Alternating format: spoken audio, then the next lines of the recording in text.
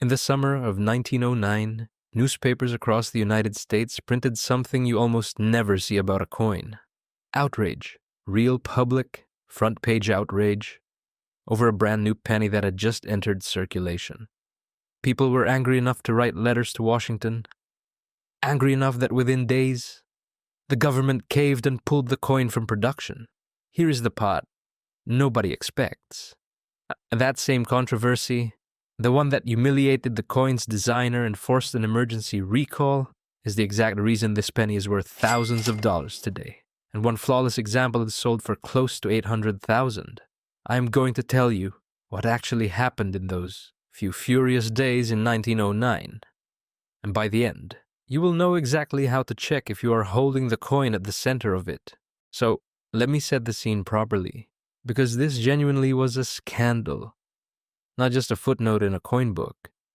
In 1909, President Theodore Roosevelt wanted to honor the 100th anniversary of Abraham Lincoln's birth, and he commissioned a talented sculptor named Victor David Brenner to design a brand new penny.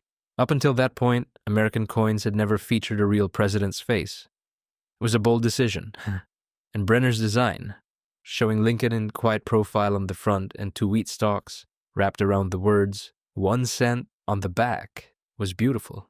But Brenner did something that, in hindsight, was almost guaranteed to cause a fight. Down at the bottom of the reverse, nestled right between those wheat stalks, he placed his own initials. Not small, not subtle.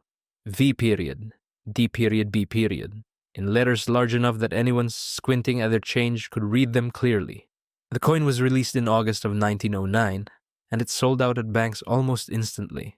In New York and Philadelphia, people lined up around the block just to trade regular money for a handful of the new Lincoln pennies, some scalping them for more than face value on the spot.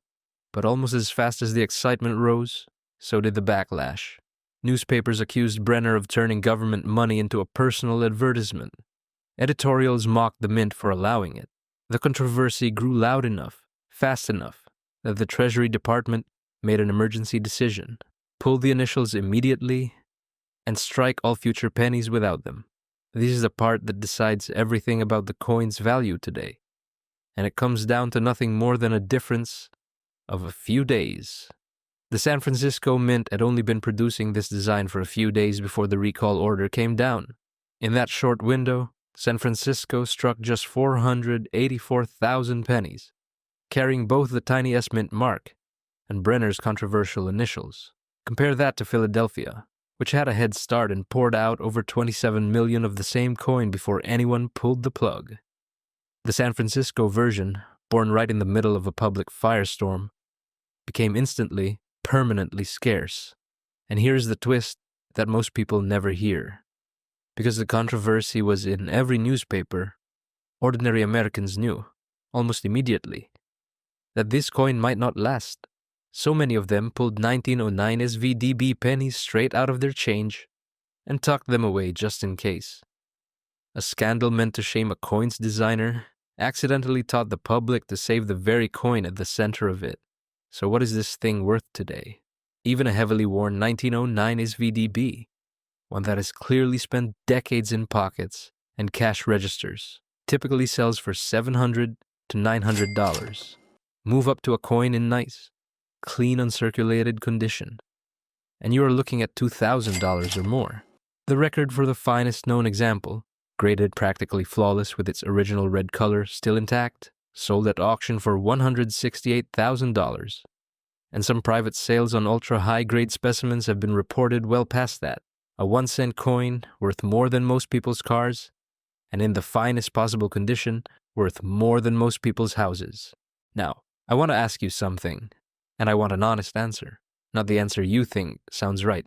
Back in 1909, do you think that public outrage over 3 tiny initials was completely justified? Or do you think people were overreacting to a sculptor simply signing his own work? Tell me in the comments. Overreaction or fair complaint? I am genuinely curious which side most of you land on, because collectors have argued about this for over a century. So here's exactly what to look for if you want to check your own pennies. First, the date. You are hunting for 1909. Nothing else matters if the date is wrong. Second, Flip the coin over. Between the two wheat stalks, near the bottom rim, look for 3 tiny letters, V.D.B. If they are not there, you are holding a common 1909 penny made after the recall, and it is worth only a small premium.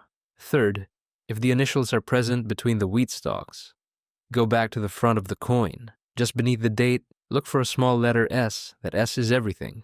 A 1909 V.D.B. penny without an S is from Philadelphia, and while still collectible, it is worth a small fraction of the San Francisco version. The S is what makes this coin famous. Fourth, check the color and condition honestly. Original red coloring, meaning the copper still looks fresh and bright rather than dark brown, adds significant value. But do not attempt to clean a coin to make it look shinier. That single mistake can destroy more value than any grading difference ever could. Fifth, if you believe you have genuinely found a 1909 SVDB, do not guess and do not assume. Send it to PCGS or NGC. This exact coin, because it carries such weight, gets faked more than almost any other Lincoln cent. Forgers add a fake S mint mark by hand to an ordinary Philadelphia coin, or in rarer cases, add the VDB initials to a plain 1909 cent that never had them. Professional authentication is not optional here. It is the only way to know for certain. So, think about where a penny like this might be sitting right now. An inherited jar from a grandparent who lived through the very year this scandal happened. A cigar box tucked in the back of a closet for 3 generations. An old collection somebody started as a child and never finished sorting. If you find an old penny with wheat stalks on the back and you're not sure what you're looking at, take a clear photo of both sides, especially that area between the wheat stalks, and drop it in the comments. I read every single one, and I will tell you honestly what you might be holding. And if this story surprised you, subscribe and stay close, because history left fingerprints on more of these old coins than you would ever guess.